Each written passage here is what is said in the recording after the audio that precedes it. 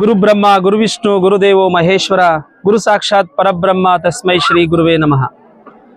ಶ್ರೀ ಕೊಡಿಯಳಮ್ಮ ದೇವಿ ಶ್ರೀ ರೇಣುಕಾ ಪರಮೇಶ್ವರಿ ಅವರ ಪಾದಕ್ಕೆ ನಮಸ್ಕರಿಸ್ತಾ, ಸ್ನೇಹಿತರೆ, ಬಹುಶಃ ಭಾರತೀಯ ಸಂಸ್ಕೃತಿಯ ಒಳಗಡೆ ಸನಾತನ ಧರ್ಮದ ಒಂದು ಹಿನ್ನೆಲೆಯ ಒಳಗಡೆ ನಾವು ಹಿಂದೂ ಧರ್ಮದ ಏನು ಆಚರಣೆಯನ್ನು ನಾವು ಮಾಡ್ತಾ ಇದ್ದೀವಿ, ಆ ಹಿಂದೂ ಧರ್ಮದ ಆಚರಣೆಯ ಒಳಗಡೆ ಒಂದು ನಮ್ಮಲ್ಲಿ ನಂಬಿಕೆ ಇದೆ.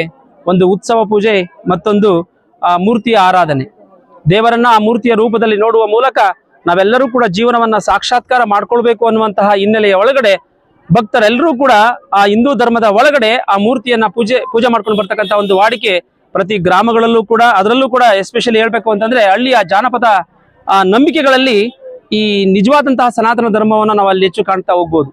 ಹೇಗೆ ಅಂತಂದ್ರೆ ನಮ್ಮಲ್ಲಿ ನಾಗರಿಕತೆ ಬೆಳೆದಂತೆ ನಮ್ಮಲ್ಲಿರುವಂತಹ ಎಷ್ಟೋ ನಂಬಿಕೆಗಳು, ಸಂಪ್ರದಾಯಗಳು, ಆಚರಣೆಗಳು, ಆಲೋಚನೆಗಳು ಕಡಿಮೆ ಆಗ್ತಾ ಇರ್ತಕ್ಕಂಥ ಈ ಕಾಲದಲ್ಲಿ ಇವತ್ತಿಗೂ ಕೂಡ ಗ್ರಾಮೀಣ ಪ್ರದೇಶದಲ್ಲಿ ಆ ಸೊಬಗು ಹಾಗೆ ಉಳ್ಕೊಂಡಿದೆ ಅಂತಂದ್ರೆ ಆ ನಿಜಕ್ಕೂ ಕೂಡ ಮೆಚ್ಚುವಂಥದ್ದು.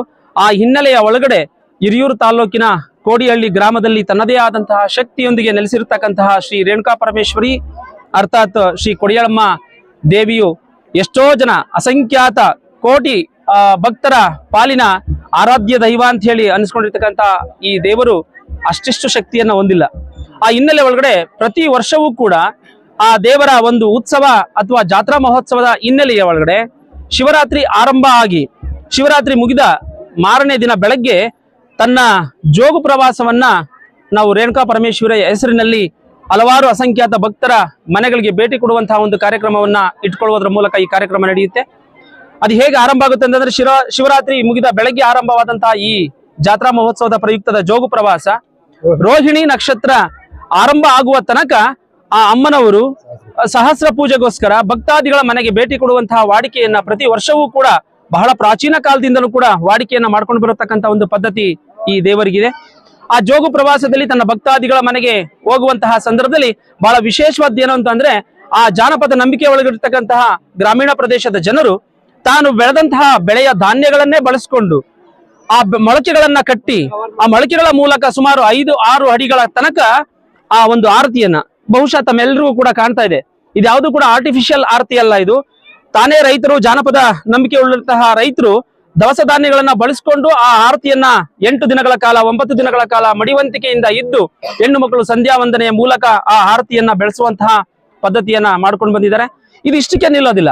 ಬಹುಶಃ ರೋಹಿಣಿ ನಕ್ಷತ್ರ ಮುಗಿಯುವಂತಹ ವೇಳೆಗೆ ಅದು ಎಲ್ಲ ಭಕ್ತಾದಿಗಳ ಮನೆಗಳಿಗೆ ಮನೆಗಳಿಗೆ ಗ್ರಾಮಗಳಿಗೆ ಭೇಟಿ ನೀಡಿ ಅಲ್ಲಿ ಆರತಿಯನ್ನ ಬೆಳೆಸ್ಕೊಂಡು ಅಲ್ಲಿ ಅನ್ನ ಸಂತರ್ಪಣೆ ಕಾರ್ಯಕ್ರಮವನ್ನ ಮುಗಿಸ್ಕೊಂಡು ಅವರ ಕಷ್ಟ ಕಾರ್ಪಣ್ಯಗಳನ್ನ ಬಗೆಹರಿಸಿಕೊಂಡು ಎಷ್ಟೋ ಜನ ಈ ಜೋಗು ಪ್ರವಾಸದ ನಿಮಿತ್ತ ದೇವರು ಊರಿಗೆ ಗ್ರಾಮಗಳಿಗೆ ಭೇಟಿ ಕೊಟ್ಟಂತಹ ಸಂದರ್ಭದಲ್ಲಿ ಒಂದು ನಂಬಿಕೆ ಇದೆ. ತನ್ನ ಕಷ್ಟ ಏನಾದ್ರೂ ಇದ್ರೆ ಒಂದು ಕುರುವು ಅಂತ ಒಂದು ಅಗಾಧವಾದ ಒಂದು ನಂಬಿಕೆ ಇದೆ. ತನ್ನ ಕಷ್ಟ ಕಾರ್ಪಣ್ಯಗಳು ಮುಗಿಬೇಕು ಅಂತಂದ್ರೆ ಆ ದೇವರಿಗೆ ಅರ್ಪಣೆ ಮಾಡಿಕೊಂಡು ಒಂದು ಕುರುವನ್ನ ಬೇಡ್ಕೋತಾರೆ.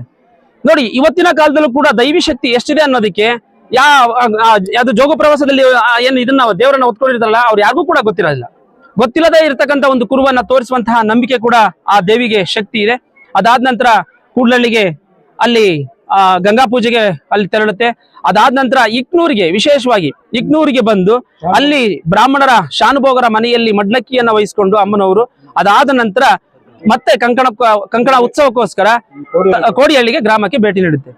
ಅಂದ್ರೆ ಅಲ್ಲಿಯವರೆಗೂ ಇದು ತನ್ನ ಗ್ರಾಮವನ್ನು ಗ್ರಾಮವನ್ನು ತೊರೆದ ನಂತರ ಎಲ್ಲ ಭಕ್ತಾದಿಗಳ ಕಷ್ಟ ಕಾರ್ಪಣ್ಯಗಳನ್ನು ನೀಗಿಸಿ ನಂತರ ಆ ಕೋಡಿಹಳ್ಳಿಗೆ ಭೇಟಿ ಕೊಟ್ಟು ಅಲ್ಲಿ ಏನ್ ಮಾಡುತ್ತೆ, ಆರಂಭದಲ್ಲಿ ಮೊದಲು ಆ ದೊಡ್ಡ ಉತ್ಸವ ಅಂತ ಹೇಳಿ ಕಂಕಣ ಉತ್ಸವವನ್ನ ಫಸ್ಟ್ ಆರಂಭ ಆಗಿ ಒಟ್ಟು 7-8 ದಿನಗಳ ಕಾಲ ಜಾತ್ರಾ ಮಹೋತ್ಸವ ಬಹಳ ವಿಜೃಂಭಣೆಯನ್ನು ನಡೆಯುತ್ತೆ.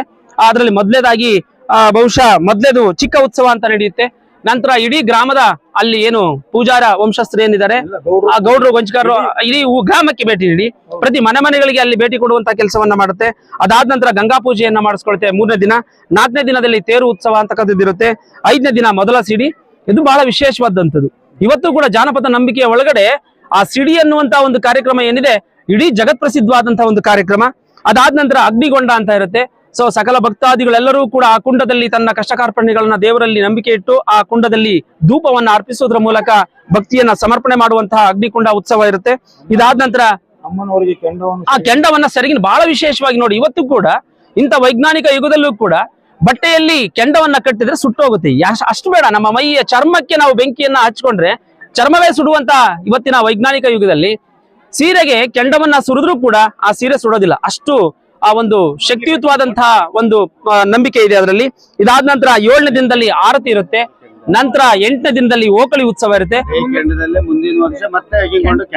ನೋಡಿ, ಅದೊಂದು ವಿಶೇಷವಾದ ಅಂತಂದ್ರೆ ಈ ವರ್ಷದಲ್ಲಿ ಸೆರಗಿಗೆ ಮಡಿಲಿಗೆ ಕಟ್ಟಿದಂತಹ ಕೆಂಡದ ಏನು ಇದಿರುತ್ತೆ ಅದೇ ಕೆಂಡವನ್ನ ಬಳಸ್ಕೊಂಡು ಮುಂದಿನ ಆ ಅಗ್ನಿಕೊಂಡಕ್ಕೆ ಅದನ್ನ ಬಳಸುವಂತಹ ಒಂದು ವಾಡಿಕೆ ನಮ್ಮಲ್ಲಿದೆ. ಹಾಗಾಗಿ ಮುಂದಿನ ವರ್ಷಗಳಲ್ಲೂ ಕೂಡ ಆ ಅಮ್ಮನವರು ಶ್ರೀ ರೇಣುಕಾದೇವಿಯವರು ಆ ಕೊಡಿಯಳಮ್ಮನವರು ಎಲ್ಲ ಭಕ್ತಾದಿಗಳಿಗೆ ಕಷ್ಟ ಕಾರ್ಪಣ್ಯಗಳನ್ನ ನೀಗಿಸಿ ಇನ್ನೂ ಹೆಚ್ಚಿನ ರೀತಿಯಲ್ಲಿ ಈ ರೀತಿಯಾದ ಜಾನಪದ ನಂಬಿಕೆಗಳನ್ನ ಉಳಿಸಿಕೊಂಡು ಹೋಗುವಂತಹ ಪದ್ಧತಿ ವಾಡಿಕೆ ನಮ್ಮೆಲ್ಲರೂ ಕೂಡ ಬರಲಿ ಅಂತ ಹೇಳಿ ಈ ಸಂದರ್ಭದಲ್ಲಿ ಕೇಳ್ಕೊಳ್ತಾ ನನ್ನ ಮಾತನ್ನು ಮುಗಿಸ್ತೇನೆ. ಶಿವಣ್ಣ ಅಂತ ಹೇಳಿ.